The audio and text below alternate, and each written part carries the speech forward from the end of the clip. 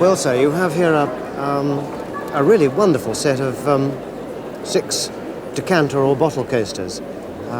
What do you know about them? Let's start with you. Well, very little, other than that we bought them in 1976 in Scotland. That's about all.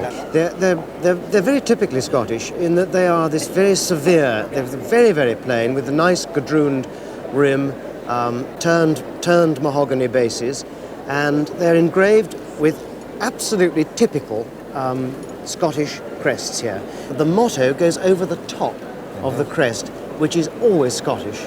They're made, in fact, in Edinburgh in 1801 by Mr. James Dempster. And I have, in fact, discovered that the crests are that of a family called Hamilton Dalrymple of North Berwick, I think North Berwick, but they're baronets. The family's extinct now, which is no doubt why at some point they came on the market. What's very interesting, is you see sets of 4, obviously pairs of coasters quite often, sets of 4 and sets of 6, sometimes even more. But what is so difficult is to find more than a pair of decanters. Sets of 6 decanters almost don't exist. So I often wonder whether so many decanters have been broken, or in fact these were more often used for bottles, because sets of 6 decanters are incredibly rare, rare. But those are absolutely lovely coasters. How much would you guess?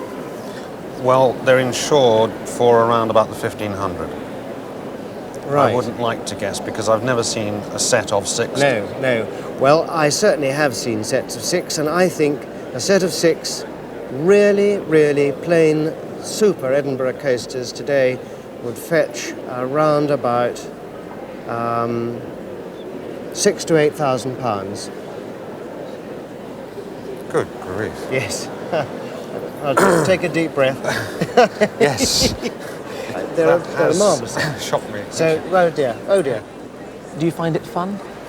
No, I think it's quite an ugly thing. I've never looked at it with a great deal of pleasure. So it's not anything you treasure at home at all? No, it hasn't really. It's been in various places, such as under the stairs and different places, and it's never been a thing that I would, oh, that is nice, I'd like to keep it.